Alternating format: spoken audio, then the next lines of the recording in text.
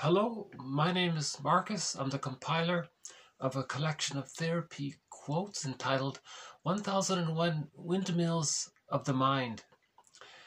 This is a very interesting collection of quotes that I feel is valuable because, in part, one, this is only the second collection of quotes of this type ever compiled. The first was Gregory Bauer in his collection of quotes in his book Wit and Wisdom in Psychodynamic Psychotherapy. And now we have this collection, 1001 Windmills of the Mind, Psychoanalytic Psychotherapy's Greatest Hits. This collection comprises of the core quotes from TQ1 up to 1001, plus all of the bonus quotes. And we're now into the 1700s. So we have all in all over 1700 quotes from this perspective. And these quotes cover over 30 topics or themes or threads within the general idea of the psychoanalytic perspective, which means that this is a perspective which aims to link the past to the present to help us understand what's going on in the present when we are able to link it to the past. Right? So a typical interpretation, you notice something about your present in general, try to see when it began, and then to see it being played out in the here and now. Right? So the idea is to heal our memories by being our own caring witness. So we want to be conscious. That means building the cup, building the ego. So again, ego is a positive concept in the psychoanalytic perspective. It means your consciousness. Right? So to bring the unconscious conscious, we need consciousness to do that. So knowledge and these quotes and these ideas and theories, approximations and metaphors and discussion about jargon, they're helping us to be conscious. One metaphor is that we're trying to unpick the threads of a traumatic script from childhood and then use those threads to weave a new, healthier script. Right? So man's main task is to give psychological birth to himself, if he didn't get it naturally by the age of 3 with a secure attachment style.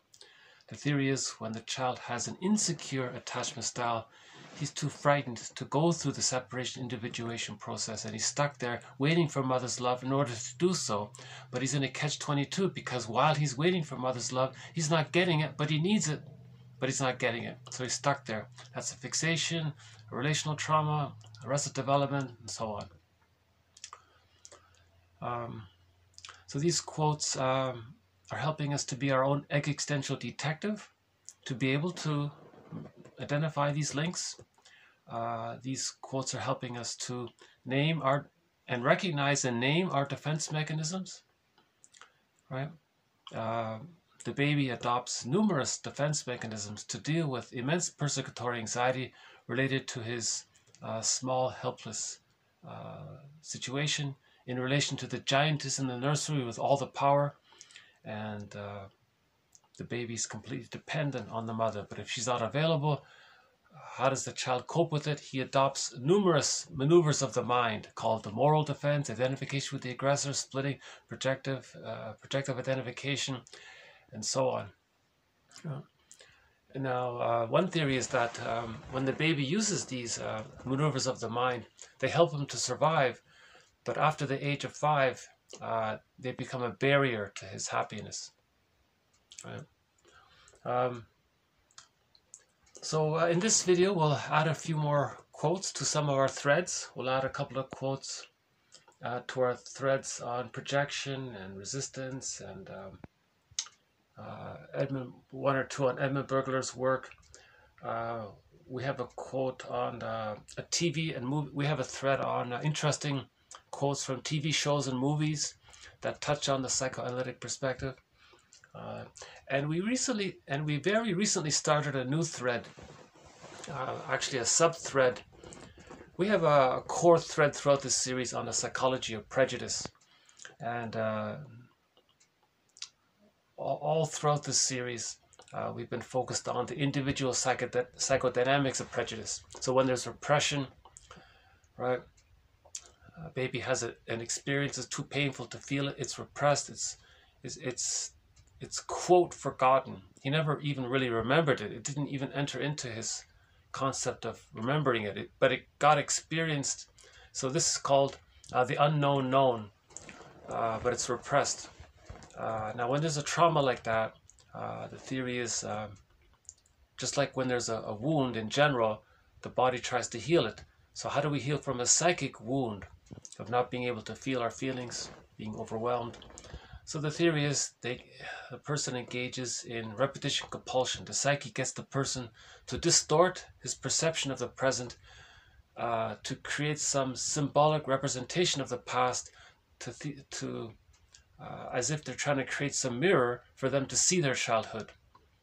Now they don't need to repeat it, but they are going to try to repeat it, thinking that they might get a better outcome, but it can't be done. So the theory is they're creating a mirror for them to see their childhood memories. And it's through their behavior that they're communicating to themselves what happened to them, right? So if a person is negative towards others, that's a mirror for them to think that, oh, the mother was negative towards them, right? So we have a quote on, so the psychology of prejudice relates to, so when something's repressed, it's somehow symbolically recreated outwardly. So things are seen outward. So there's projection involved. Projection is the means of bringing repressed material to consciousness. Projection is like this mirror. Lawton calls it the mirror defense. So you want to look in the mirror, and by that you can get an idea that you're communicating what happened to you. You're communicating to yourself what your childhood was like, which you forgot.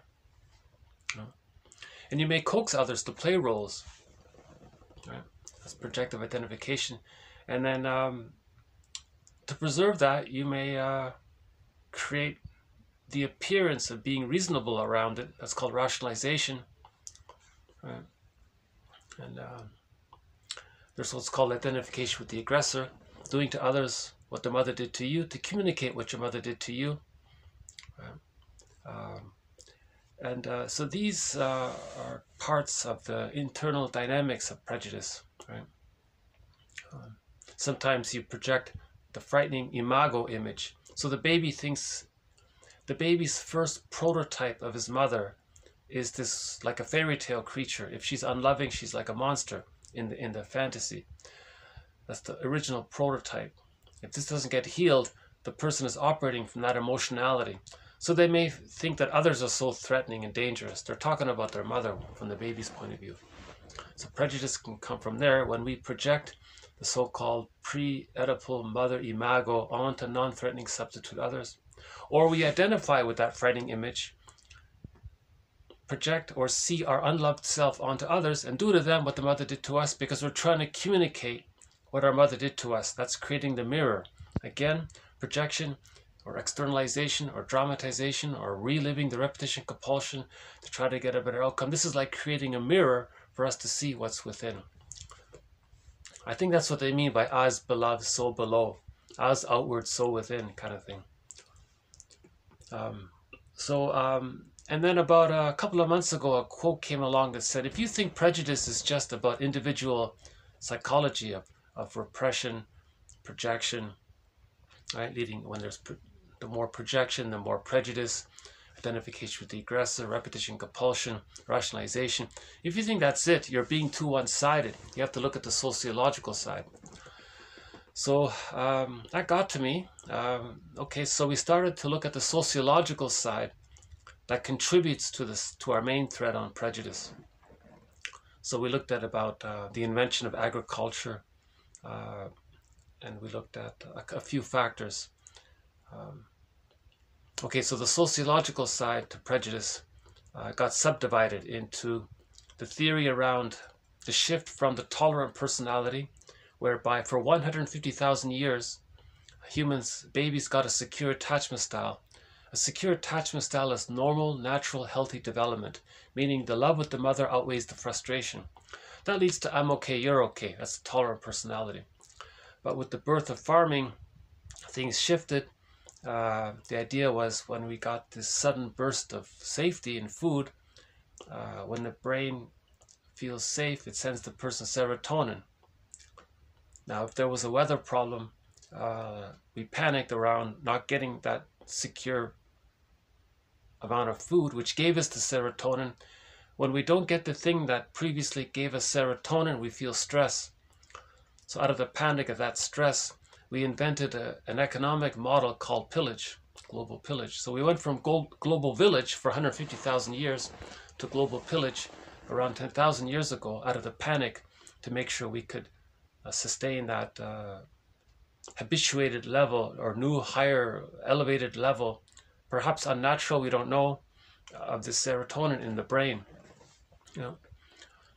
So in order to create the prejudiced personality, we suffered the children. The theory was they traumatized the children because when they're traumatized, they're going to do to others what was done to them. Right? So they're going to create, the baby thinks the mother's all good and they're no good. They identify with the aggressor, project their unloved self onto others, and they adopt the idea of I'm okay, you're not okay. Now, when the person says I'm okay, you're not okay, he's adopting his own fake interpretation that his mother was okay for himself. So he doesn't feel okay, but he thinks he's okay because he's accepted for himself his own hallucinated image that his mother was okay when she wasn't. If the mother traumatizes the baby, she's not being okay, right? But to preserve the bond, he hallucinates that she is okay to have the attachment. That's called the moral defense, one of our threads in this series by Fairbairn.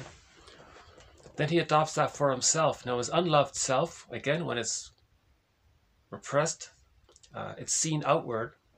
Right? To preserve the repression, it's then seen outward.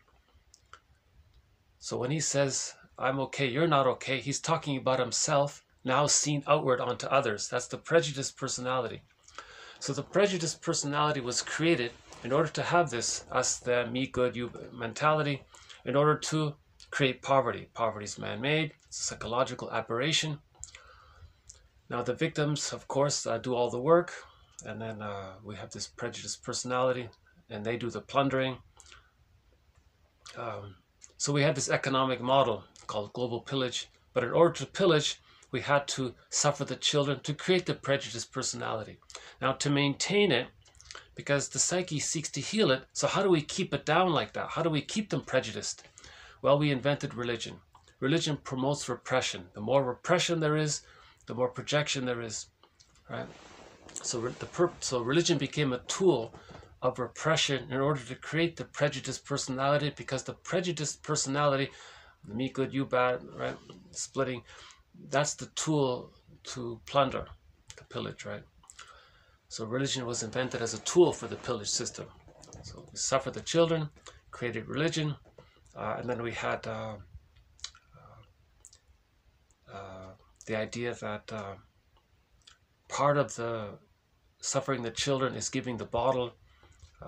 We talked about that. If school systems once school systems came along, they can condition people early on about this through cherry picking and confirmation bias, prejudice bias, and so Jane Elliott talks about that. If you graduate high school and you're not prejudiced, something went wrong. You should have failed. Yeah. And then we talked about all the media there now with almost everything you see has some bias against, right? Against people who live on lands that we want to plunder and pillage. Still going on. So we even condition people through the media outlets, and then we had and we started a new thread. Only 2 quotes posted so far on the psychology of propaganda. That's part of it. So again, all of these facets, propaganda, the schooling, the feeding problem, the suffer the children, the religion, and the shift from the tolerant personality to the prejudiced personality due to the elevated level of serotonin with the discovery of farming. All of these are facets of the sociological side to creating prejudice, but they're interwoven because the individual has a response to it, and then he ends up with the prejudiced personality because of the sociological factors. Now, the sociological factor may traumatize the mother, which then creates the person having individual prejudice from his relation with his mother, but she was traumatized by the system. And so it may have all been an accident. So that's why we're including both sides in our thread to the psychology of prejudice. That's just one of our threads in this series, the psychology of prejudice. So I'll add a couple of quotes on that one there about the propaganda. That's filled with psychology. That's a mirror. Propaganda is a mirror to understand psychology. Understanding psychology is a mirror to understand ourselves, to make ourselves conscious. When we're conscious, we can be our own caring witness. Okay, grief is healed when it's witnessed by a caring other. So we are tasked to be our own caring witness, and these quotes are sort of helping us. If I need to distract myself, I might pull out an art book. When I'm outside, I would sometimes just, show you a seagull flying by, or maybe sometimes I can still show you the outdoor window, although it's not much to see from this view. Yeah, it's 0 degrees outside, so I can't do the videos outdoors anymore. So let's just begin. Okay, TQ 1688. Okay, free association. A therapeutic technique used in psychoanalysis whereby a client is encouraged to talk about anything that comes to mind in the belief that important memories may be revealed. Okay? In the belief that important memories may be revealed. Okay, so the person wants to be conscious when he's getting his memories. Long ago, they would hypnotize the person. Memories came up. He came out of the hypnosis and he forgot it all. It got repressed again. So it was useless. And I don't know, maybe they thought the other person would report what he said under hypnosis, but it wasn't helpful. The idea is the person has to be conscious. So the psychoanalytic perspective is about building your consciousness, not bypassing it. That's called spiritual bypassing.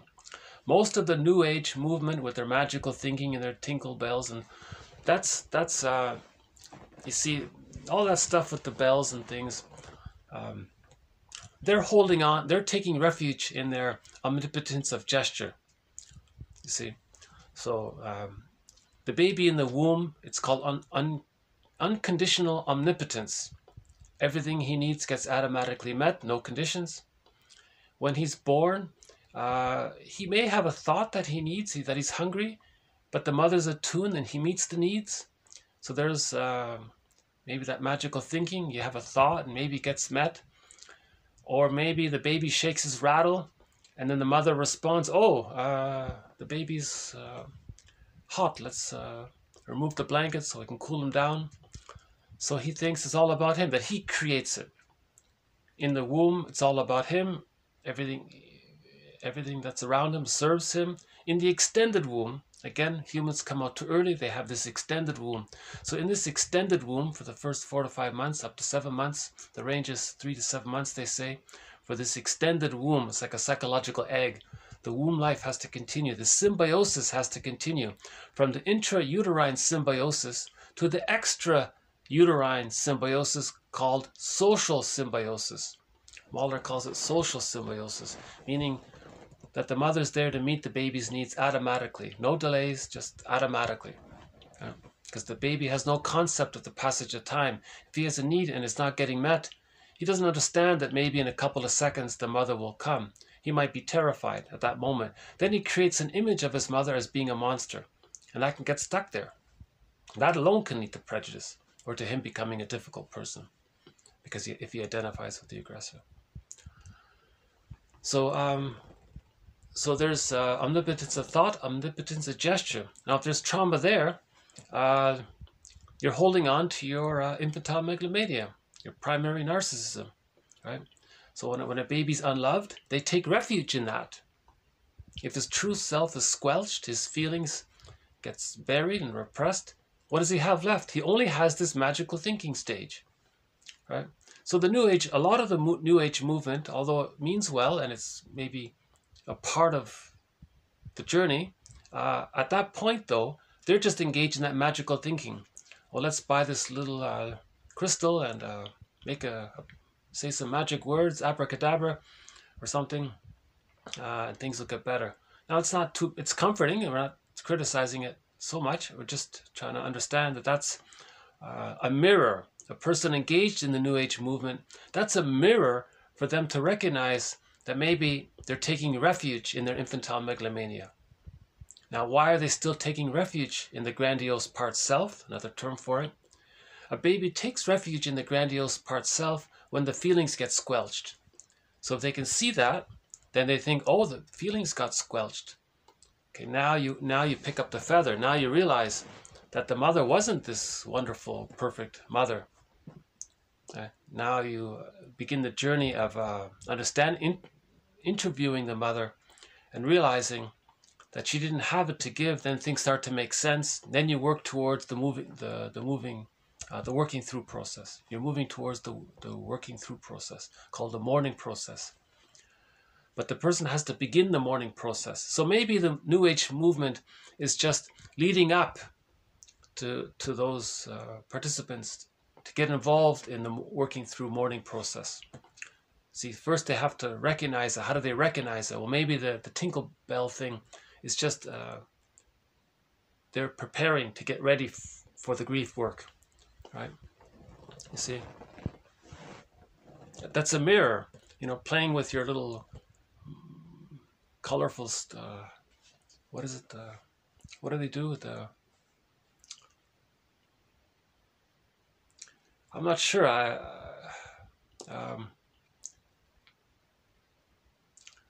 They buy some trinkets, some beautiful little trinkets, and I think that's going to heal them. Well, crystals, right, crystals. They buy crystals, right? So that's magical thinking. That's like the baby shaking the rattle. So they're going to hang a crystal, similar idea, right? So they're taking refuge in their infantile megalomania.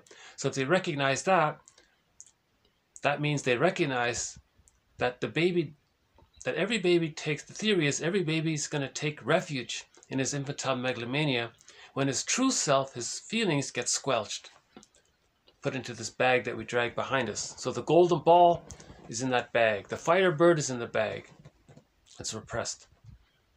So what does the person have left? Okay, so the self-concept, you have the true self, which includes, up until the age of 18 months, the grandiose part self.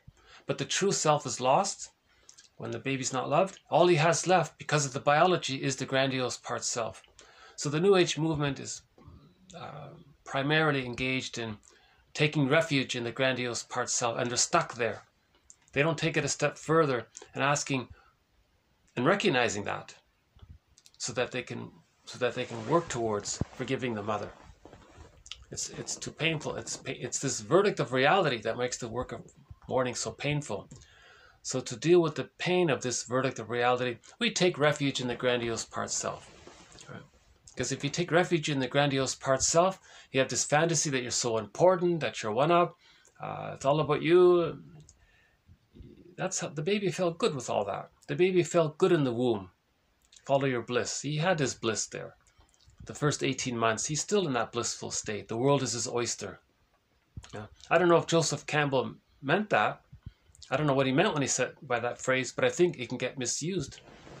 Let's give him the benefit of the doubt and say he meant, follow your true self. But I think it's possible he got confused and he meant follow your grandiose part self, remain in the crystal stage, follow your bliss, follow your grandiose part self magical thinking stage, and stay in there, and you think you're so important. Now that's supportive. Robert Bly talks a lot about. He pokes a lot of fun at the New Age movement. I think I'm influenced by that too, by him too.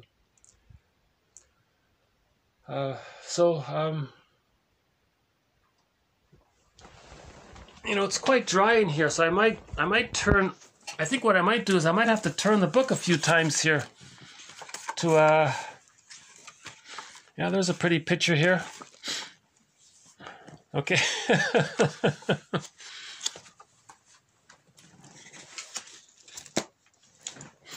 It's very dry. Yeah, I need to get some kind of humidifier or a moisturizer or something.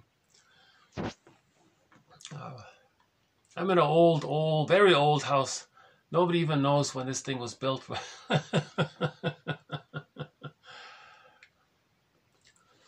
So, free association, they say, is you're in control, right? You're the one who's speaking freely. This reminds you of this, and you're saying this. Oh, that reminds me of that, and that reminds me of that. Now, when you feel safe, you see, when you feel safe, you're willing to allow things to come up. You see, so you're in control in that way, right?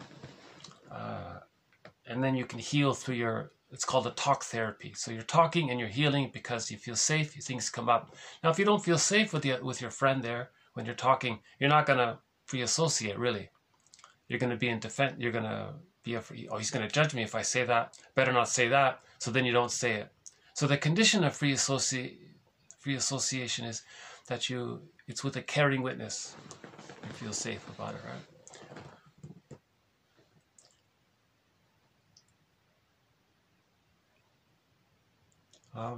Anything else? Yeah, so there's a resistance to it. Even if you're writing in your journal, you might think, gee, what if someone reads this? Oh boy, then you're afraid to say it.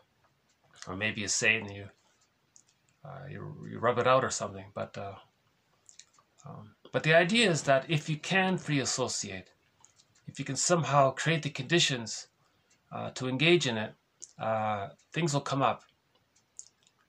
You see, when you feel safe, there's delayed onset. The arrival of your repressed feelings is delayed arrives in a delayed fashion. It's waiting for you to feel safe. When you feel safe, things come up. You see. So that's why when you feel safe with someone, you might start crying. You're alone in the car. It's raining. A song comes on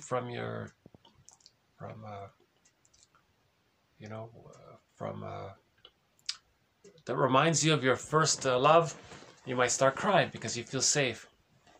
So you never grieve the loss of your first love.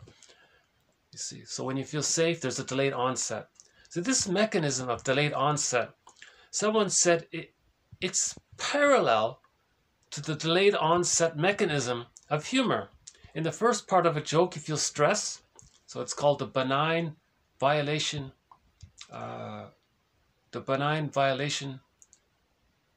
theory of humor. Someone tells you the first part of a joke, there's suspense, your tension, you don't know what it is. And then in the punchline,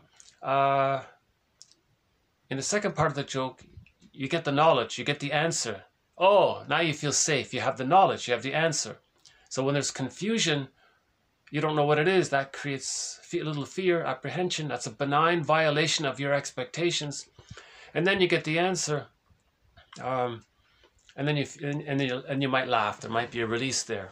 So that mechanism of tension and then release, that's similar to grief. You felt hurt and sad, but you couldn't feel it. Later you feel safe. That's like getting the answer. See, in the joke, when you get the answer, you felt safe. But when you create the conditions by being in the presence of a caring other, or you're alone in the car listening to the song and you feel safe, it's gonna come up, right? So when a children's joke is what's 5Q plus 5Q? And you're a little confused. What does he mean, 5 5Q? What's 5Q plus 5Q? And the person might go, do you mean 10Q? And he's still not sure. And then you reply, you're welcome. Oh, I said thank you. Oh, okay, I get it now. You laugh, right?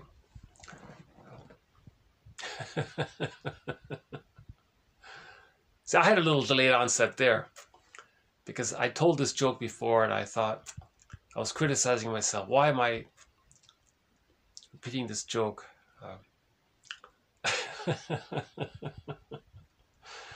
So then, yeah, it's very dry in here. Hold on a sec.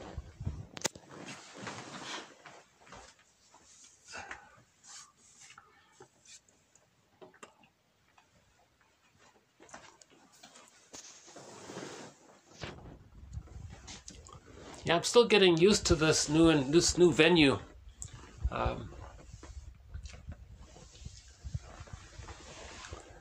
So that's about free association.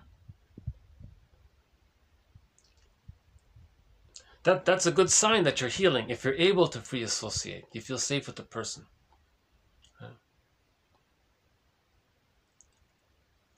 And you know, I'm assuming artists are basically doing this in their poetry and in their song lyrics, and they're free associating. If you can free associate, what if you can't free associate, you either just wrote a poem or a song, you know. Okay, we'll add a couple to projection.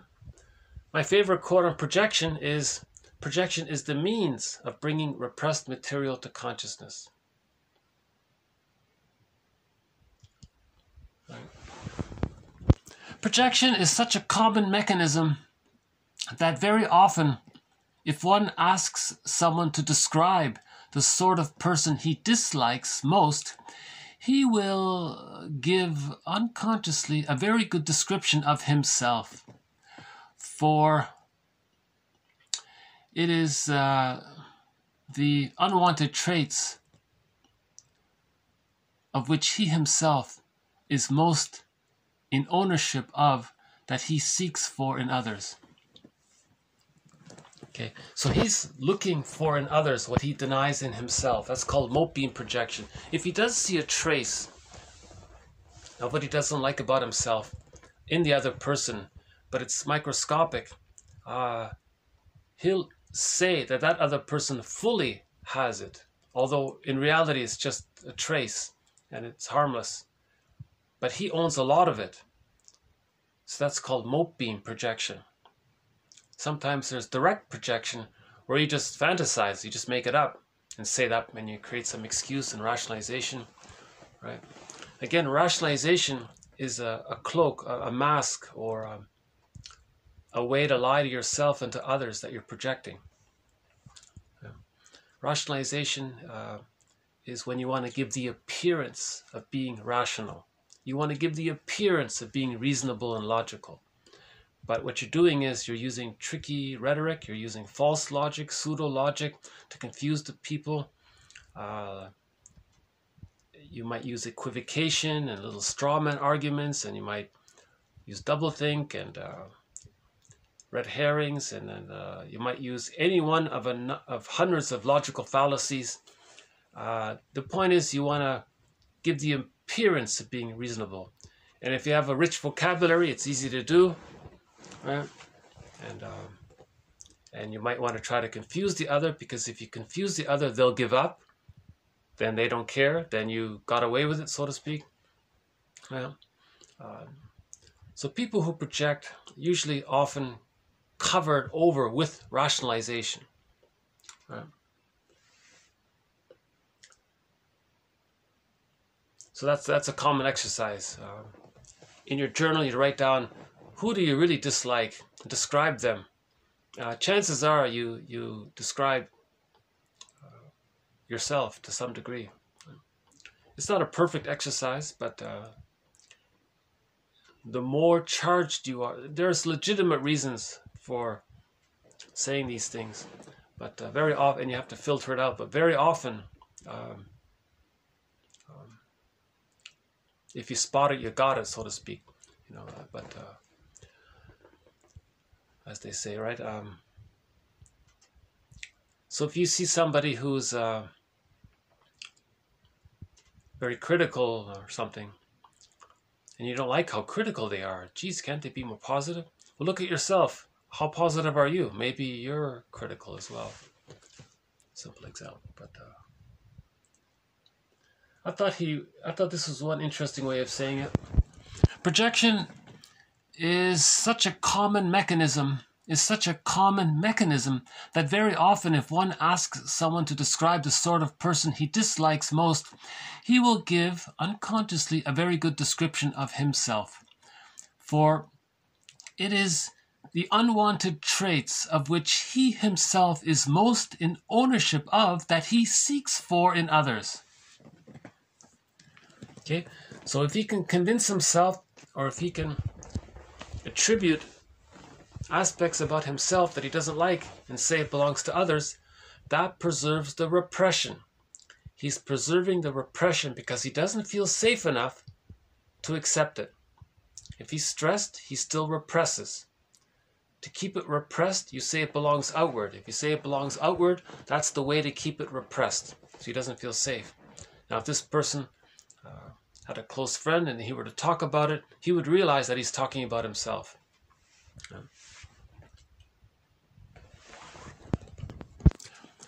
Just as he rationalizes, okay? So rationalization means you're lying, but you want to make it sound convincing. You want to make people think you're telling the truth. It's just a complicated way of saying you're lying. But it's like, it has an intellectual tone about it. So you're giving the appearance of being rational, but it's still a lie, right? Okay, just as he rationalizes, okay, so he projects, okay, attributes, sees onto others all of the weaknesses, foibles, and vices which are present in himself. And if he is very repressed, okay, he can paint the other person in a very negative light indeed. So the more repressed he is, the more in denial he is, the more he's going to paint the other in a negative light to preserve all of that repression. You see? So there's almost like a relationship there. The less he knows about himself, the more negative he's going to paint the other. If he knows himself, he'll see the other like another fellow cousin Homo sapien. We're all members of the same human family. Right? Dickinson says, love your wounded neighbor with your wounded heart, or love your wounded thinking with your... How does it go again? Love your wounded neighbor with your wounded heart, something like that. It's just to recognize that we're all a little wounded here. No one had a perfect, happy childhood. All humans come out too early. No mother can provide a perfect extended womb, so everybody's bound to be affected by this, right?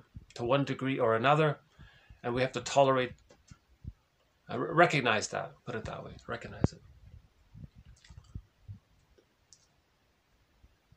Okay, for example, he projects his refusing mother imago onto the casino. He loses his money, and then he thinks, quote, I'm just the innocent victim of other people's malice. Okay. So if the baby's unloved, he sees the mother as a refusing, rejecting machine-like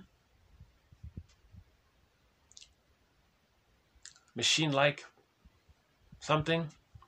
The baby can't recognize the mother as an ordinary person because, again, because of the baby's small size. Remember, he's completely helpless. He has no ability to protest. He's completely dependent on his mother, this giantess in the nursery. Now, if she's rejecting, that's cold, right? She's being cold and rejecting. Now, he has an image of the mother as being maybe something that resembles a casino, something that's machine-like and rejecting. So if there's a trauma there, he may go to the casino to repeat it. So he goes in, loses his money, and says to his mother in the mind, look, mother in the mind, I'm showing you what you did to me. I'm projecting my image of you onto this slot machine, or this fruit machine, whatever they call it. And it rejected me. Well, that's what you did to me, and I didn't like it, and I'm showing it to you through my behavior. I'm trying to communicate to you. I'm trying to say it I'm trying to heal from it, so I got to communicate it. But I don't have words for it, so I'm doing it in my behavior. Look, mother in the mind, see what's happening? See how this fruit machine rejected me and took my money? Well, that's what you did to me, basically. I'm showing it to you. Now, this is a secondary delusion. The mother in the mind, remember, that's a painful memory. A painful memory, Lowell's metaphor, that's like a ghost or a phantom. Now, this ghost or phantom is not going to fly out of the person's mind, enter into the mother's body and get her to think correctly and normally. The mother says, oh my God, she invents a time machine, takes her and her son or daughter into the time machine, travel back to the nursery, redo it all, correct it all, make it all right, morph back into the present forms, hop back into the time machine, and change history and change the past. It can't be done. But this fantasy, this sci-fi fantasy, is like a mirror for him to communicate, to try to communicate, to see what's repressed in himself. So the guy at the slot machine, he's being rejected. He created a mirror in his behavior for him to realize that he was rejected as a child. And he's repeating it. Again, when there's trauma, there's repetition compulsion. You're going to repeat it in some symbolic form because you're trying to communicate it. Right? Again,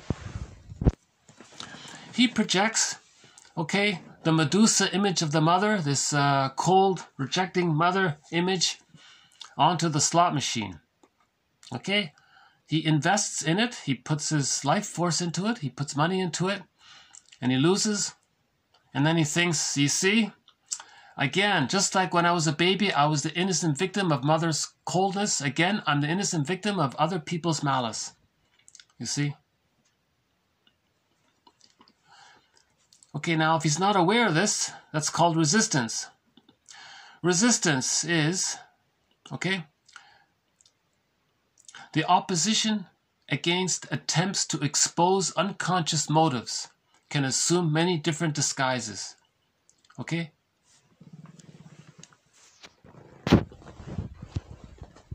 So if he's not aware of it, that's called resistance. Okay? Resistance is when you don't want to be aware of your unconscious motives. His unconscious motive was to show the mother up, was to tell the mother how bad she was through his self-defeating behavior. Right? Makes sense? So Burglar has a whole book on this topic, by the way, called The Psychology of Gambling. It's very interesting. One of his points is this here, where you project the refusing mother onto the casino or the slot machine, lose your money, and then say how you're a victim about it. Because when the baby needed a mother's love, right? So remember, love, later on, the symbolic form of it can get transferred into matter or material or then to money. So money is a symbol of mother's love. It's just a symbol of it. But that's as close as he can get. He can create a symbolic representation of what he wanted. Right? So him losing money is a symbolic communication of him saying he didn't get mother's love. If a child is loved naturally and he feels he has ontological security, and he has those memories of being loved, I highly doubt he would be overly fascinated with the slot machine. We're not talking about the benign, occasional social use of it, where he can use it or leave it. Doesn't matter. We're talking about the guy who's a little more compulsively involved in it, right?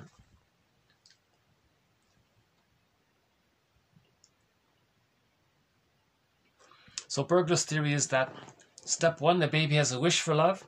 Step two, okay, sometimes it gets rejected. Step 3, the baby wants to protest, but he can't. Step 3, he feels defeated. Poor me, right? That's a trauma. He's going to repeat that. How does he repeat it? He has to find some symbolic way of repeating it to see if he can get a better outcome. He's not going to get a better outcome. He may momentarily get a better, he may get, occasionally people win the lottery, but that doesn't change his psychic structure. He just sort of delayed it all. But I mean, ideally, if a guy wins the lottery, he would use that money to see a therapist. That's sort of a good thing about it that way. But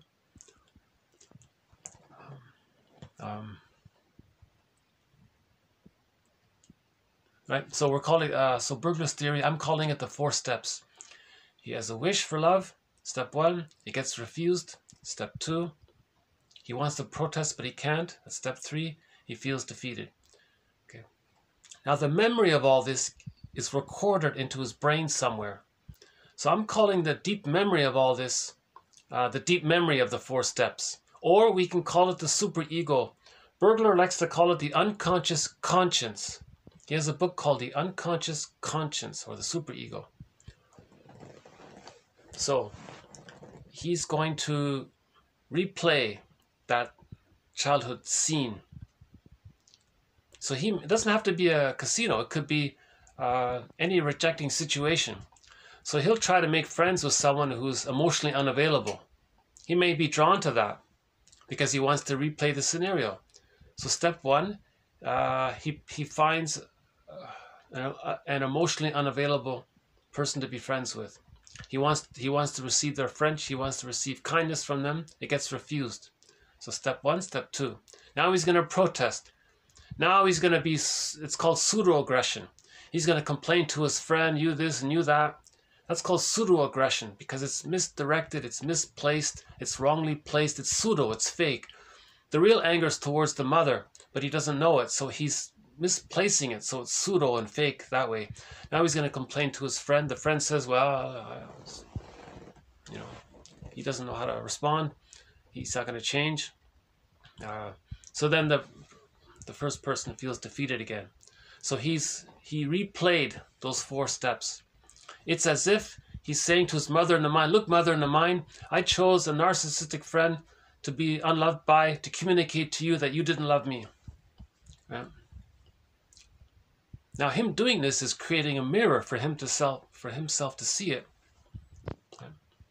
So for him to recognize that he wasn't loved, then he looks at the Enneagram, he types his parents, he recognizes that the parents were caught in their existential dilemma, they had traumas, and they couldn't, and then you forgive them. And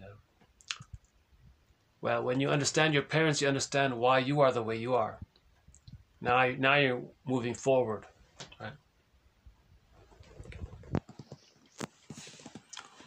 So resistance or defense mechanisms. Okay, although it's not everything, though it is a way of looking at everything. I thought that was an interesting sentence because they have a slogan that the therapy literature has a slogan. You analyze defense before the content. You first notice the defense mechanism. So you do this yourself. You first notice which defense mechanism you're using. And then you notice why you're using it, rather than jumping to why you're using it. See, it's defense before content. That's interesting. Yeah. So if you're going to jump to the fridge, well, that's a defense mechanism. You're acting out. Emotional eating is a defense mechanism. Then you look under why. Oh, you were triggered of something and you were reminded of how you needed love and you didn't get it. Then you can go that way. Okay, another type of resistance is called transference resistance, in which the client recreated the repressed in the relationship rather than remembering. So the jargon is repetition compulsion is a transference resistance. If you're repeating the childhood scene in the present, if you're transferring yourself as a child into the present, and you're transferring your relationship with your parent and projecting them onto another person, and you're transferring that into the present, and then you're replaying the childhood scene in the present. That's a repetition compulsion. This transference is considered a resistance because you're not talking and remembering. You're not making I statements. Oh, I remember this and this. I needed, when I was a child, yeah, I had this need and didn't get met and I felt scared. You're not making I statements. You're just replaying it. So when you replay the childhood scene, that's also called a resistance. Acting out is also called a resistance. You don't want to remember, it's too painful, so you act out. So either we act out and don't remember, or either we talk and remember. Okay, he says resistance is the core of the neurosis itself. As such, every aspect of the client's lifestyle can be conceptualized as being an expression of this process.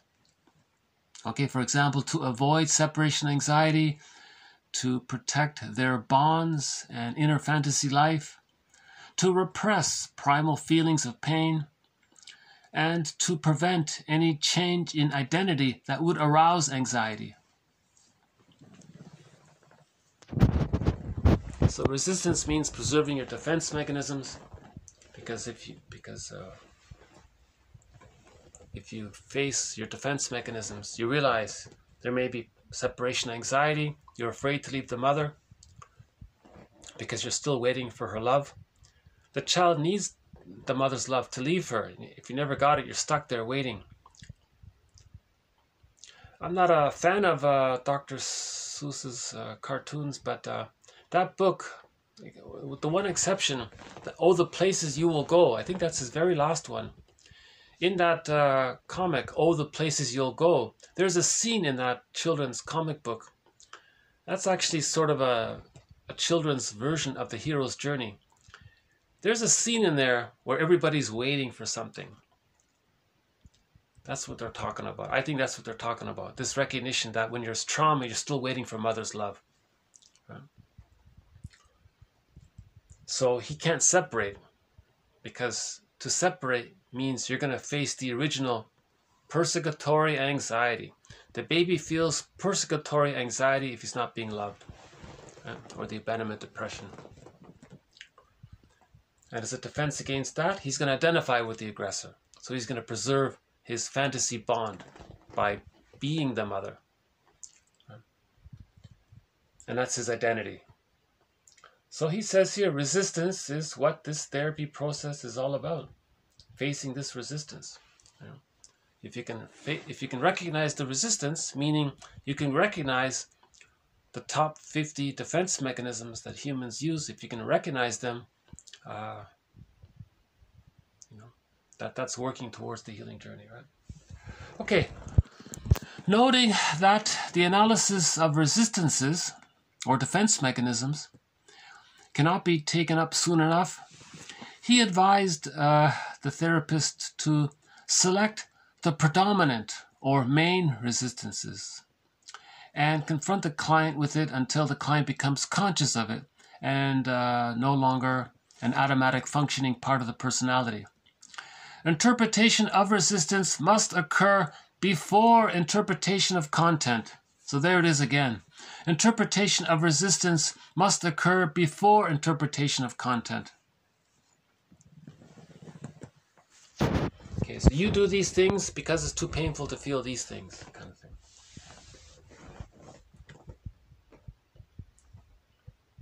Or the way you deal with anxieties, you do this.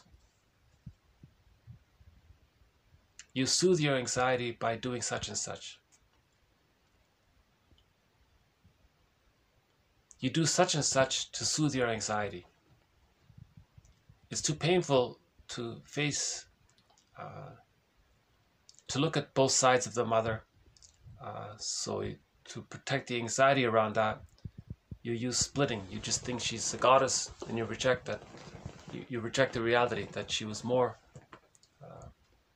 unavailable, emotionally unavailable than available. You see, I'm not sure how to phrase it myself, right? This is the skill of the therapist. They know how to artfully in a poetic way, smoothly make these interpretations, that's acceptable. So the therapist is like a poet, basically, a customized poet for each client. The idea is for us to be our own poet. We have to be our own therapist. We have to be our own existential detective. Right? So learning what the therapists do in their books, I think, is helping us. Right? Okay.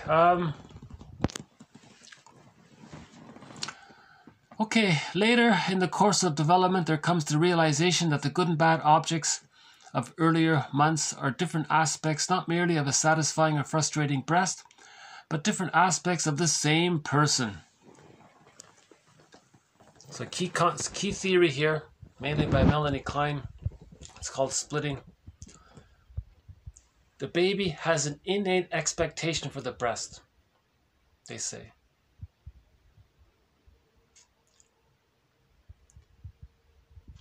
Now, what about the times when the breast is unavailable, or the breast is misattuned, or the breast is too intrusive, or the timing is wrong? What about those times? How does the baby relate to the mother if he's being terrorized by that persecutory anxiety? If the child is experiencing these frightful experiences with the mother, he overly bonds to her. He hypercathects to her. The more unavailable, rejecting the mother is, the more he needs her, the more he bonds to her. But how does he do it? He hallucinates that the mother's good. That's called splitting. He fantasizes that she's good when she's rejecting. That's called splitting. That's good breast, bad breast. So he's bonded to the bad breast, thinking he's bonded to the good breast. Now, by the age of 3, this gets sorted out, and he realizes that the mother is just one ordinary person. Right? That the mother is good and bad, but the baby can only do that when the love outweighs the frustration. Then the baby can create whole object relations. But if the frustration outweighs the love, the baby still uses splitting. If the baby is still using splitting in his unconscious fantasy, the mother, the good breast and bad breast, are viewed as goddess and demon in his imago. Then he goes through life with the emotionality of seeing things with those emotions around things. Either he's a god and others are demons, or he's a demon and others should be good enough to heal him, but they can't. So then they devalue them. So he has this extreme opinions, idealization and devaluation. So one therapist says the goal of therapy is to heal the splits. But to heal the splits, you have to recognize the unconscious ambivalence. Unconscious ambivalence is denied when the person says the mother is the greatest cook in the world and she's the best mother in the world. Right? That's unconscious ambivalence. He can't accept the other side. What about the other side? Oh no, it's fine. She's the best, man. I'm telling you, it's true. He's very convincing. He'll blow it up, right?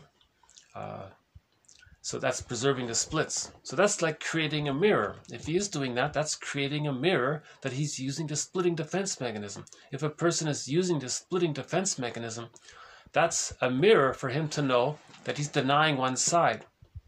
Now, healing is to bring the two sides together. But to heal and bring the two sides together, the person has to admit that the mother was more frightening than loving. Right? When you can admit that the mother was more rejecting than loving, that's a very painful verdict of reality. Then you got to look towards doing some research around the mother, and then things start to make sense. It's this verdict of reality that makes the work of mourning so painful, as we've been saying throughout this series.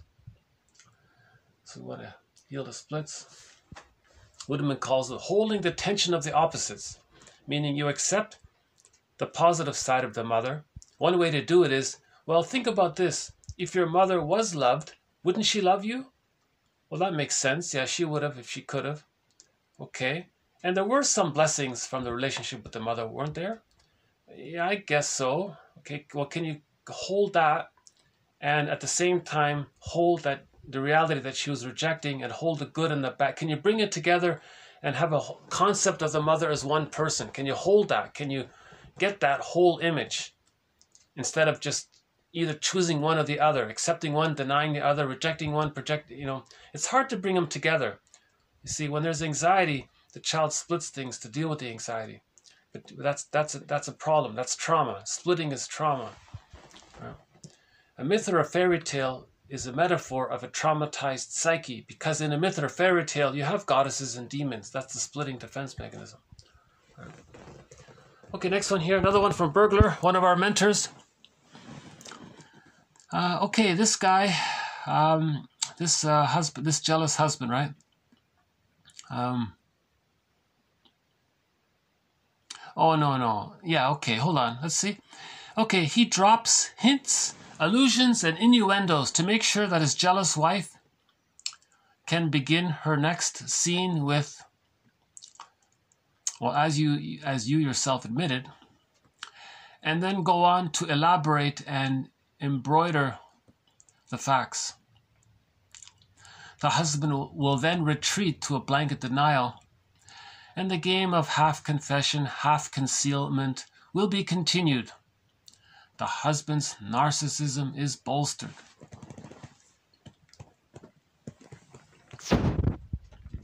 That's a sad story for someone to do this in a relationship. So he's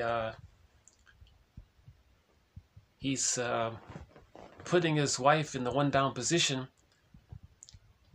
in order to communicate that when he was a child, his mother put him in the one down position. Now, when he does that, he preserves his narcissism. Remember, the unloved child takes refuge in his narcissism. Narcissism is a refuge for children. Is a rescue station. Is a rescue station when the baby's unloved. He takes refuge in the grandiose part self. So he's holding on to the grandiose self. Now, his strategy for putting his wife down is to sort of play with her feelings. He would give innuendos and hints. She would elaborate on them. You mean this? You said that. You just said that. And he would deny it. And she'd feel sad. And he felt one up again. See? Now, him doing that is a mirror for him to see that that's what his mother did to him. The mother promised to meet the baby, his needs when he was a baby. It didn't get met. He felt hurt and devalued. So he's devaluing and hurting his wife to communicate, to show up the mother, to say that the mother did those things to him. It's called a negative magic gesture. Okay, the next one's so we'll switch over to this propaganda theme. So we've only done 2 quotes on propaganda so far. So we'll add 3 more here. Okay, the propagandist frequently tries to influence his audience by substituting unfavorable terms which have an emotional connotation for neutral ones. So, for example, in the 2015 film called The Big Short, in the final scene there, instead of calling global pillage, plundering, short selling, that has a negative phrase on it. Okay, so short selling means so everybody knows short selling, it's a negative phrase. People pool their money together in order to plunder some company or even a country or something, right? So people pool their resources to plunder something. It's called short selling. In order to plunder it, you want them to fail so you can buy it. So you diminish them, that lowers the price, and then you buy it up. It's called short selling. So you're actually investing, you're encouraging it. So this is sort of a maneuver of the pillage system. They call it short. So short selling is actually a euphemism for pillage. But now short selling is recognized as a negative phrase. So how do we soften that phrase? Well, we call it bespoke tranche opportunity. And you're going, what? Bespoke tranche opportunity? Well, it sounds pretty neutral. You don't know what it means. It sounds like an objective, neutral thing, so people feel better. Oh, we're not hurting anybody. We just put our money in a bespoke tranche opportunity. I saw another version of it. It said a custom-tailored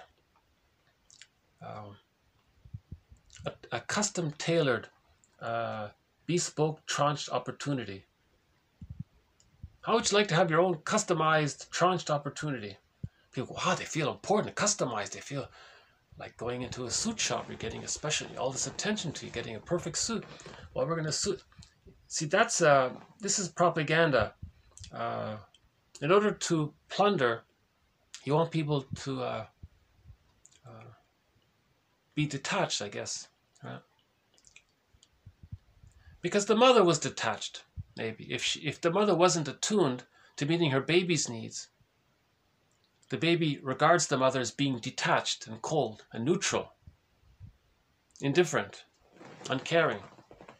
So that's the repetition compulsion. So a person engaged in this is saying, look, mother, I'm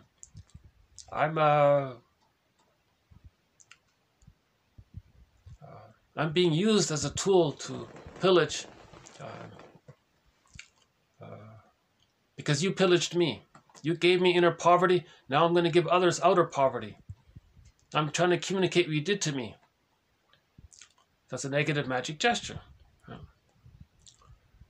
So again, the global pillage economic model was born, according to one theory, 10,000 years ago, when when humans discovered farming and agriculture. We panicked at the thought of not keeping our crops, so we started to pillage. But this greed and this repetition compulsion has negative effects, as we know. So the idea is to recognize that pillage is a mirror that the mother pillaged us. Now, why did the mother pillage us? Well, it was an accident. There was a panic at the birth of farming. Maybe that's all it is. So it's an interesting theory. Sounds like an oversimplification. But anyways, for the purpose of this quote, that was the example there. If you look at that, if you look at the final scene of the movie The Big Short, a propaganda movie, they're not telling you the real story, but obviously there's giving you a little red herring there. But the idea is, but the final sentence was useful, right? That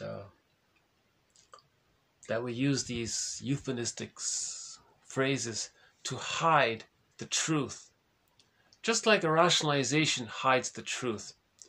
So this, right, substituting unfavorable terms with for neutral ones, that resembles the mechanism of using rationalizations to hide projection.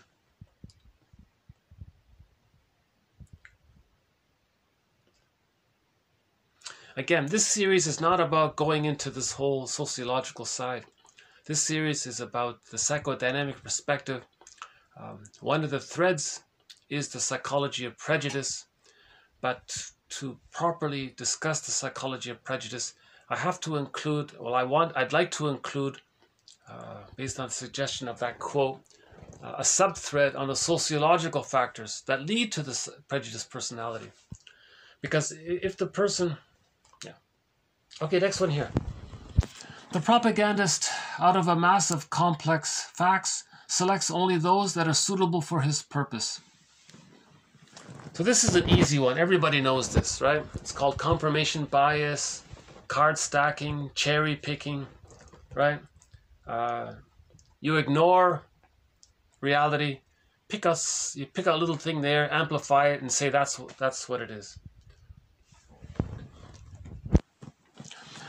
Okay, the propagandist is confident that if he repeats a statement often enough, it will in time come to be accepted by his audience. Okay, again, that's another one. It's just classical conditioning. So I'll just leave it at that for this one here. There's some overlap with this and our thread on rhetoric and logical fallacies. There's a bit of overlap there. Okay, the next one here. Oh no, one more. Oh, sorry, we have 4 quotes on propaganda, so we'll do one more here. Okay. Okay, beyond the psychodynamics of childhood relational trauma and its common desire to show up the mother, where values of the nursery become transferred onto money, a short-selling propaganda campaign's beginning is not a question of hedge fund sheets. It is a question of this propaganda working upon populations largely debarred from any real education, stupefied by the opiates of religion and subliterature and the glib lies of the films. Yes, I would call that movie The Big Short sort of a glib lie. It was a patronizing glib lie, actually. It was an annoying, patronizing glib lie.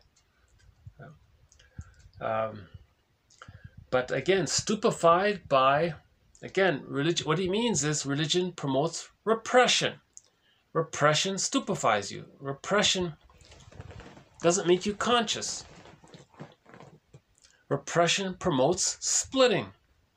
Repression promotes the ongoing use of infantile babyhood defense mechanisms to deal with anxiety. Religion is not about healing them. Religion is about preserving them. Because babyhood, a traumatized baby's psyche is going to lead to the prejudiced personality. Religion preserves that. It tells you, keep on using that. Keep on using rescue fantasies. Keep on thinking us and them. Keep on thinking in terms of goddess and demon. Keep with that. So it's preserving this, right? So this repression is painful. When there's pain, there's endorphins. Okay, that's what he means by the opiates there, I think. Real education. So listen to Jane Elliott. We're not getting it. They're not teaching you logical. They're not teaching you this. I think every high school student should be given this comic book series. So one suggestion on behalf of 1001 Windmills of the Mind, is it showing up there? Is that every student be given these 4 comics. Now these 4 comics of psychoanalysis, 1955, these issues were all bundled together in this one book. And they discuss 3 clients there, Freddie, all right, Ellen, and Mark, all right, for a total of 12 sessions. So there are 3 therapy sessions with the Freddie, 4 with Ellen, and 5 with Mark, right? 12 therapy sessions presented in this comic book. Every high school kid should get this. And ideally, the teacher spends every Friday for 12 weeks on one episode of this book. This should be in our curriculum, I believe. So then everybody writes a short essay on the weekend. All they have to do is ask some questions. Just get them thinking about it. This promotes the psychoanalytic mind, psychoanalytic thinking.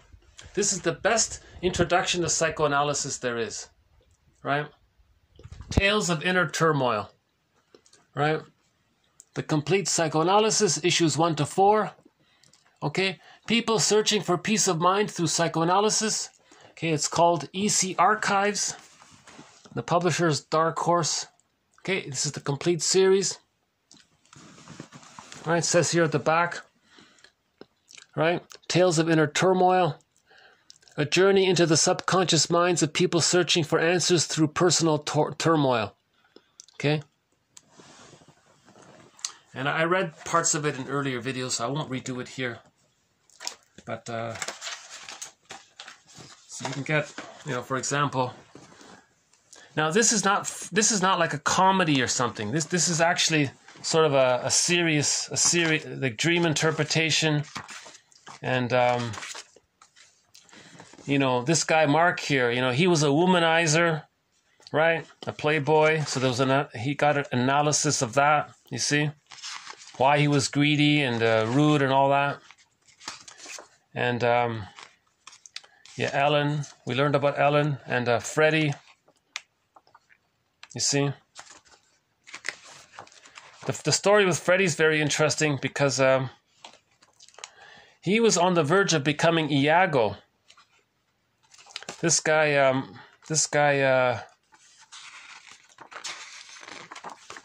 Freddy. Oh, the parents there, yeah. We learn about the parents. This guy, Freddy, he was on the verge of becoming Iago, this guy here. This first one. So if you want to learn about the Iago character, that's interesting. I mentioned it in previous videos. See, we're not getting this. We're not learning about logical fallacies. We're not learning about rhetoric, the psychology of propaganda. We're not learning this material. They don't even teach you the art of conversation. They don't teach you anything. It's really. I'm amazed that some people actually get through it, you know, and can still become an engineer. But in terms of social sciences, it's pitiful. I think it's pitiful, personally.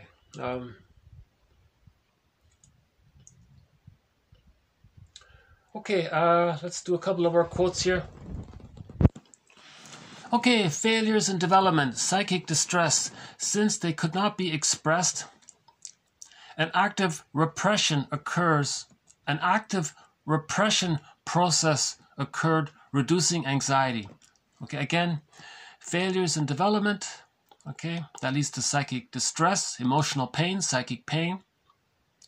Now, since this pain cannot be expressed, okay, then we use repression. Now, this repressed material comes out in disguised form called conversion, okay?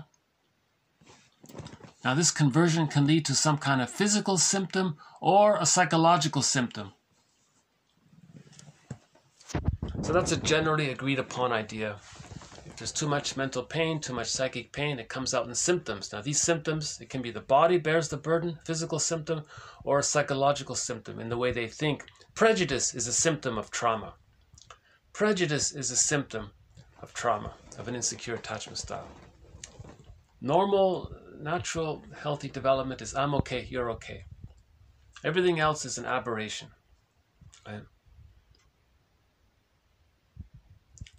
All this narcissism, of course, is a symptom of trauma. Taking refuge in the grandiose part self. The grandiose part self is meant to dissolve naturally by the age of 18 months. People with a narcissistic pattern have the theory is psychic arrested development prior to the age of 18 months. And they're taking refuge in the narcissism. Yeah. The mother was in the one-up position over the child. The baby perceives that the child used him to comfort her, meaning that the mother felt safe and better. When a person feels safe and better, the mammalian brain sends them serotonin. Now, if the baby identifies with the aggressor, how does he get serotonin? He does what his mother did, because that's his wiring. That's what he learned. He adopted his mother's wiring to be his own wiring. That's the false self. That's not him. He didn't find himself yet. He's just mimicking his mother. He's doing it to have an attachment to her because he's waiting for her love, but he's not getting it. So he's stuck there waiting. In the meantime, how did the mother feel good? The mother put the baby down. She was in the one-up position. She got serotonin. He identifies with the aggressor. He sees his unloved self onto non-threatening substitute others, puts them down, and then he gets serotonin. It's as if he's saying to his mother in the mind, look, mother in the mind, look how I'm getting serotonin. I'm putting others down, putting myself in the one-up position. Well, that's what you did to me. You put me down and you stayed in the one-up position, but you exploited that and you felt better, and that's why you kept me in the one-down position, because that was your only way, I assumed, that you got serotonin, because you were presumably unhappy in your relationship. So you were parentifying me or partnerifying me, or you were using me as a teddy, as a security blanket or something. So the mother was using the child as a mother. See, that child can grow up very angry. Now, there's two ways it can go. That child can grow up and maybe see the good in situations and appreciate it and get self-nurturance from the environment that way. or if it's too painful, all he wants to do is show up the mother. I just saw an episode of the TV show, a very good TV show called Judd for the Defense, 1968 to 1970, I think, somewhere around there, for 2 seasons. There was an episode where the mother was, we could see that the mother was overly attached to the son. He became a playboy. He couldn't trust or love anyone. So he wanted to show his parents up. So he did something self-defeating because he wanted to get some kind of a caring response from his parents. He wanted his parents to change their ways or something. He was trying to communicate that he was unloved by his parents. So he was doing something self-defeating. He was trying to get society to put him down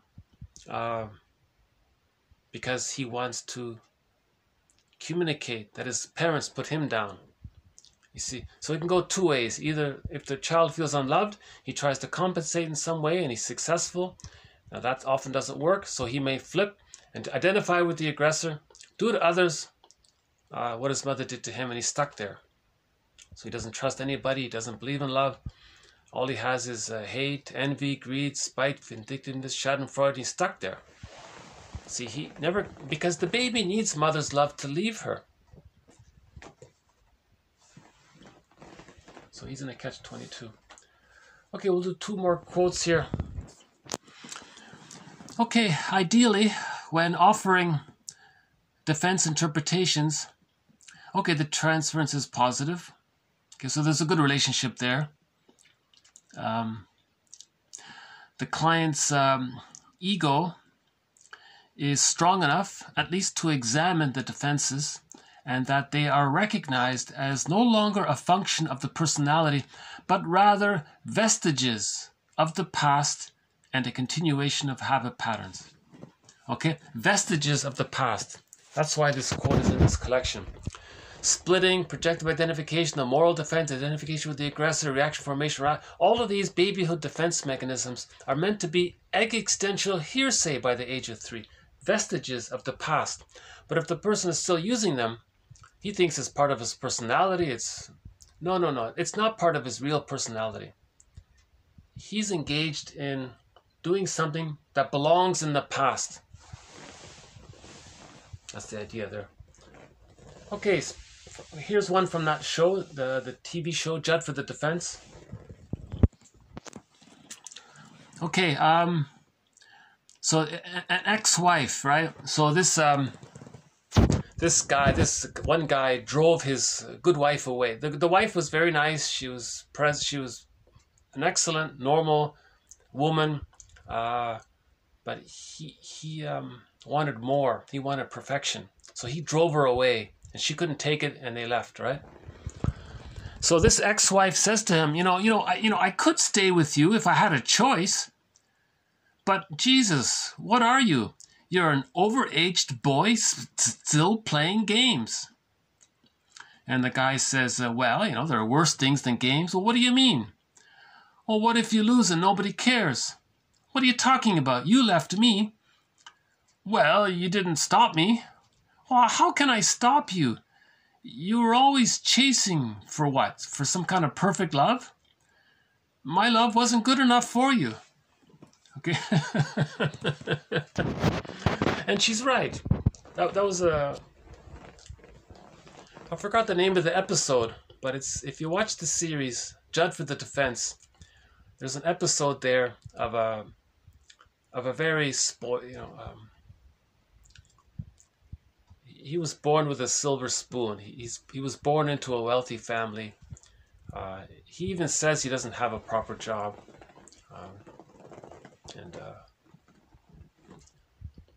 He didn't get his symbiotic needs met from his mother. The mother used him as a symbiotic object to comfort her. He himself wasn't able to use the mother as a symbiotic object for him. Now, when he got married, he expected his wife to be like his mother, to be like a good mother and be a symbiotic object, but it can't be done. That's why she left. That's why she said at the end, look, my love wasn't good enough for you. He's looking for a symbiosis that can't be met. That stage of symbiosis is a one-time deal. It can never be recreated. It can't be done. Maybe in moments people have fantasy about it, but it can't be done. Right? That's a one-time deal. When the baby comes out of the womb, the first 4 to 5 months is called the stage of symbiosis. That's a one-time deal. Right?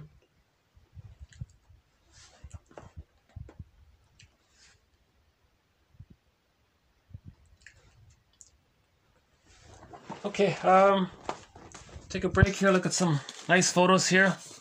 So by the way, the best rendition of the Tao Te Ching, or I should say my favorite version of the Tao Te Ching, is Ursula Le Guin. Now I don't have a copy of her book here, but I like the illustrations in this other person's rendition of it. I'm not a big fan of this person's renditions of it, but he does have some nice photos in it. So I'll just do a quick look at it here. So this is a great book called the Tao Te Ching. Now this is translated by this fellow here, but I think Ursula Le Guin has a great version of it. But this one has some nice photos here. Yeah.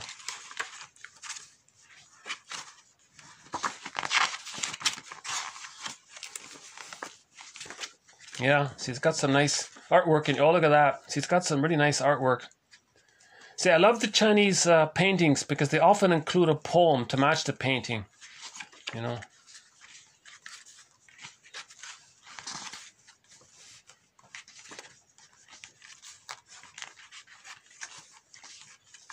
Yeah, see, nice traditional painting. Oh, look at that. That's a nice one, right?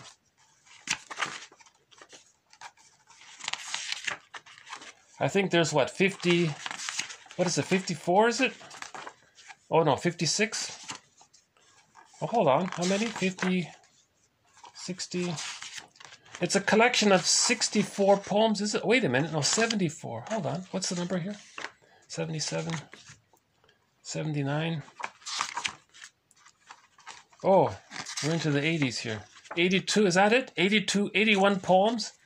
I'm not sure what it is. But here's a, let's do the other side here. Yeah, aren't they nice? Not sure if you're seeing it okay here.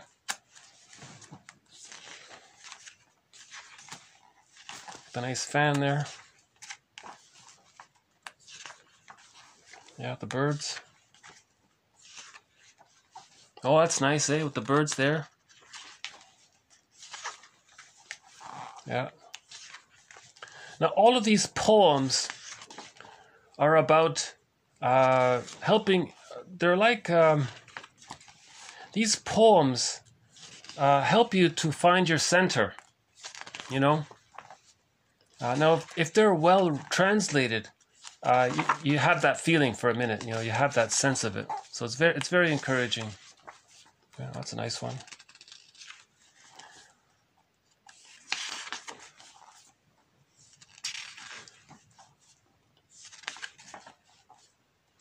But just to give you one sort of, oh, look at that one, yeah. Yeah, look at that one. Yeah, the lotus, is that the lotus? But just to give you one sort of brief sample idea of it. Who's that? That's Lao Tzu, right? That must be Lao Tzu.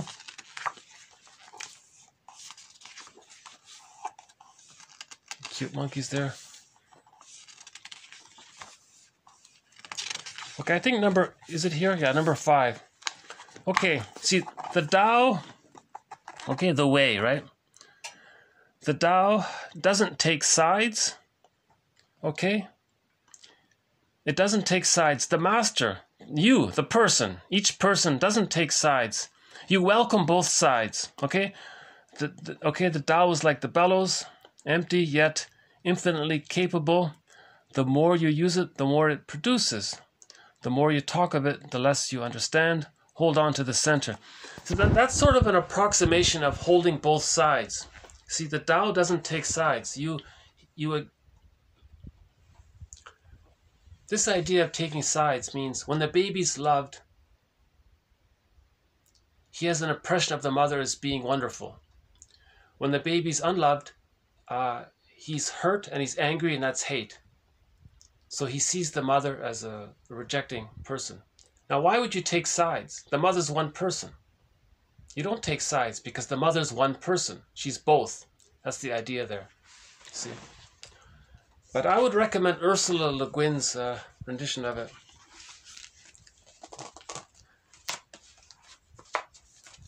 I'll take a quick look here at the outside. Oh, how are we doing here? Yeah, it's getting dark quickly here, eh?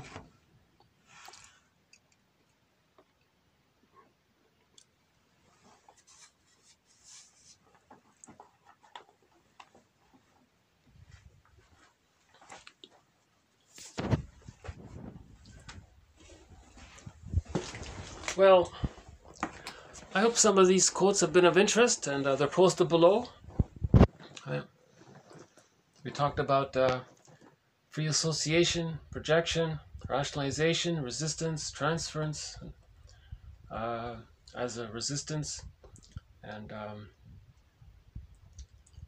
one on splitting and holding on to the grandiose part self. A little bit about the propaganda one about repression, and the idea that vestiges, that splitting is a vestige of the past. And we ended on a quote from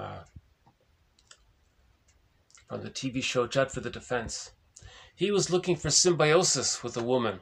No woman can do it, so he's disappointed. He drives her away. She tried her best, but no woman in the present can be the breast mother. But that's what he's looking for. That's what she says here. What are you looking for? You know, I'd stay with you if I had a choice, but Jesus, you're like this overaged boy still playing games. Meaning that's a polite way of saying you're still a baby looking for the perfect breast. Well, that's not so bad, is it? Really? What are you talking about? Well, think about it. If I'm not loved by my mother and nobody cares, that's persecutory anxiety. Well, I was there for you. You're the one that left me. Well, you didn't stop me. You weren't the good mother breast.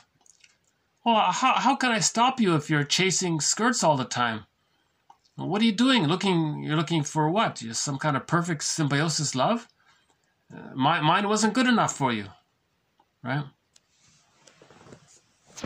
That's sort of the general idea there, right?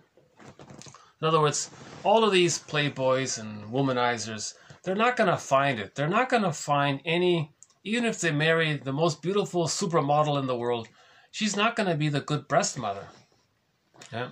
It can't be done. No one can do it. See, no, that's a one-time deal. That's a major, very difficult thread in this series. Our thread on symbiosis, covered about 2 months ago. Yeah. Okay, so we'll end up with our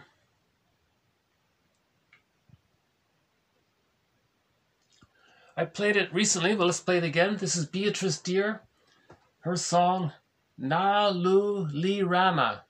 Na Luli Rama. I'm not sure what it means. I think it's the language is Inuktitut. But I'm looking forward to Beatrice Deer's new album coming out next month.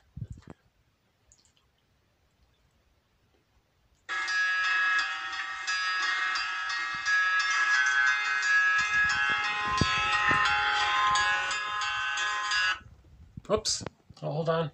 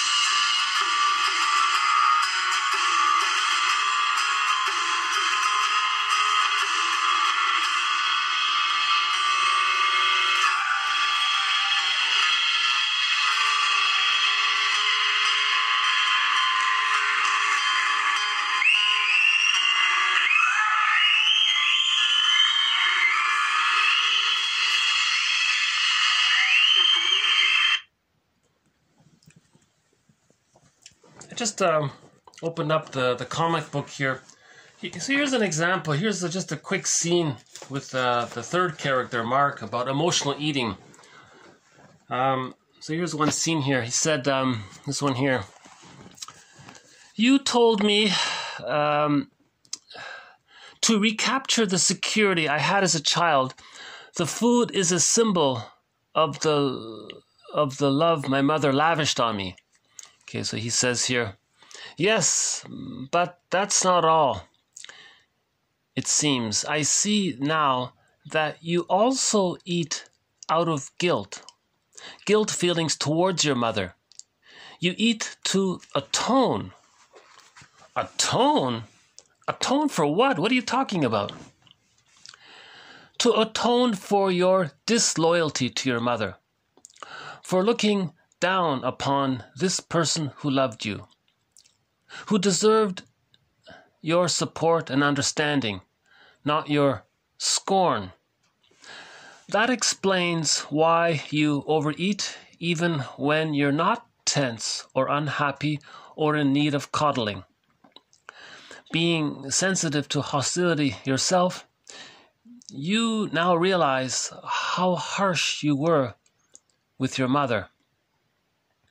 Subconsciously, you feel guilty, so you atone for that guilt by doing the one thing that made her happy. By eating, you've been trying to eat your way back into your dead mother's good graces. And the results, 60 pounds of fat. And it goes on. That's a tough little scene there.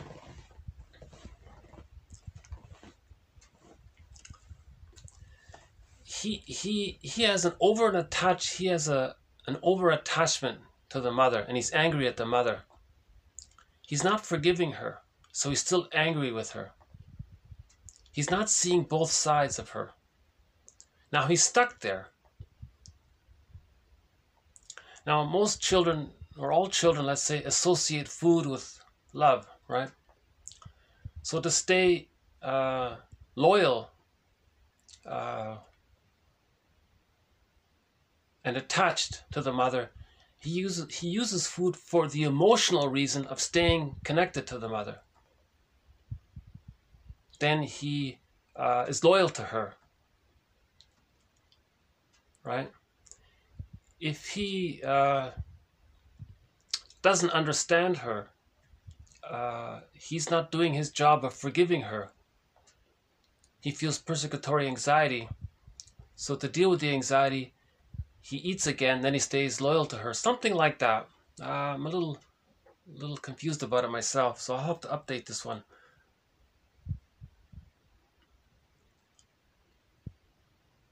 In other words, he's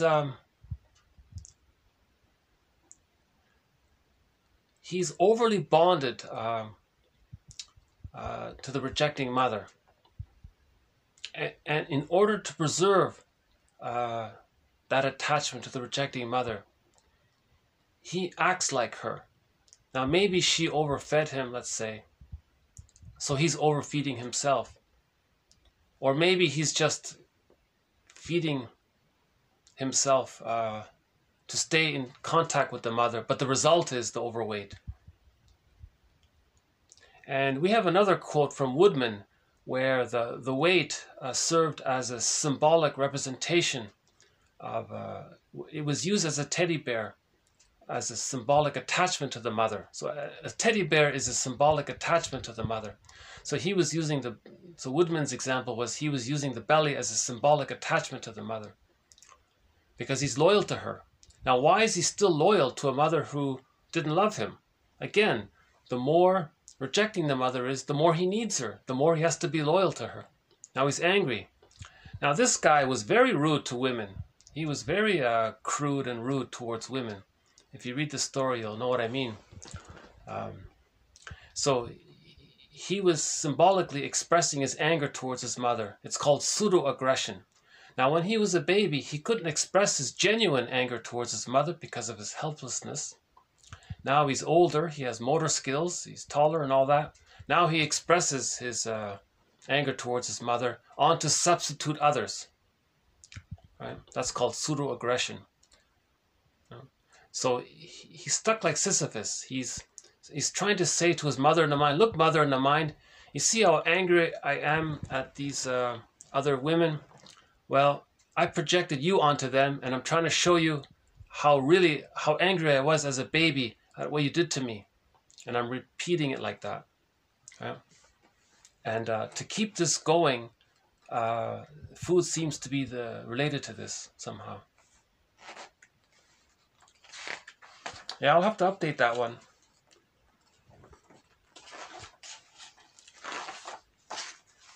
Okay, again, 12 therapy sessions, right? 3, 4, and 5 with those 3 characters.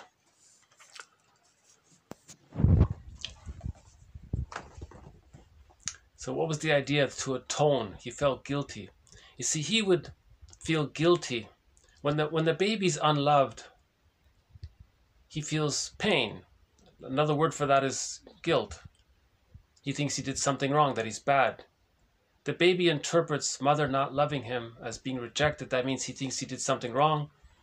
He must think that the mother's good to preserve the attachment, even if it means he has to accept the false belief that he's wrong. That's the unconscious guilt. He did something wrong. So to keep that going, because he's frozen there, right?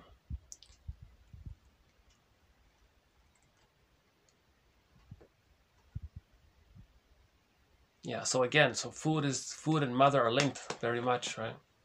I'll have to update that one. There's something, I feel like there's something missing there.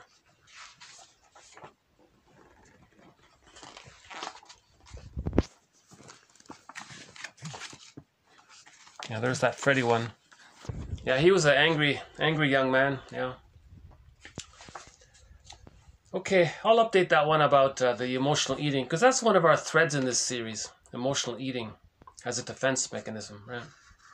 So emotional eating is a defense mechanism, right? He wants to feel comforted. How does he feel comforted? He feels comforted if he has the fantasy bond with the mother, even though she's rejecting. So he's preserving the fantasy bond with the mother, right? Through the food. So he's projected the food, he's projected mother onto the food, and he's holding onto the food to preserve the fantasy bond, because he's still waiting for her love to leave her, but he's not going to get it. So he's stuck there. See, something like that. Okay, yeah, it's getting dark here, so I guess I'll just end it up here. Why not just wrap it up with our theme song here?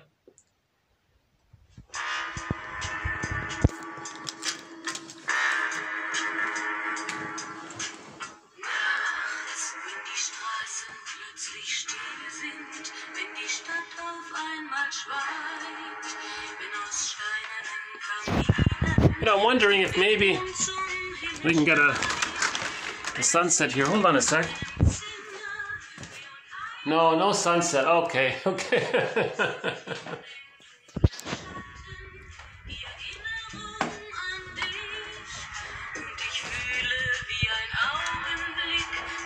I'll try to catch a sunset next time. So this song you're hearing is Katja Epstein's German rendition of the song Windmills of the Mind. This series is named after this song.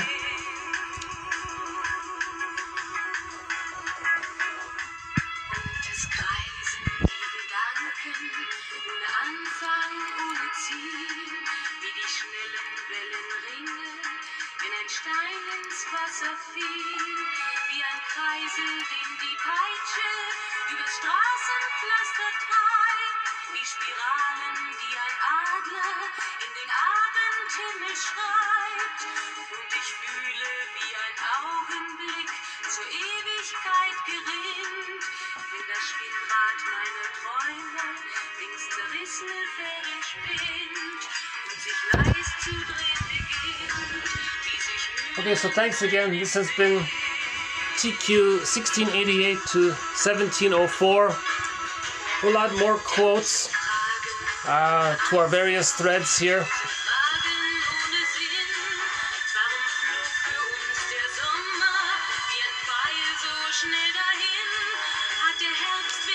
The quotes are solid in themselves.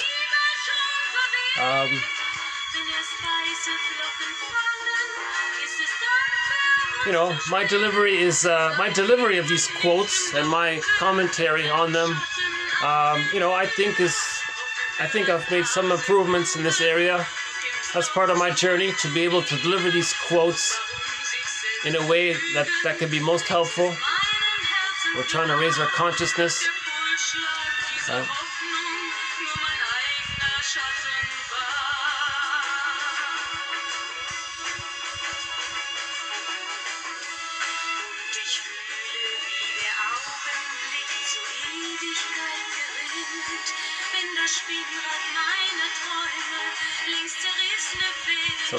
we're coming to the conclusion of the song.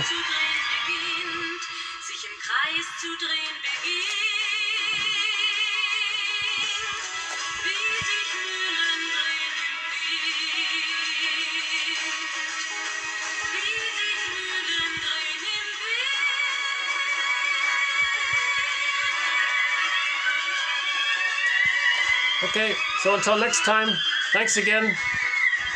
Bye for now.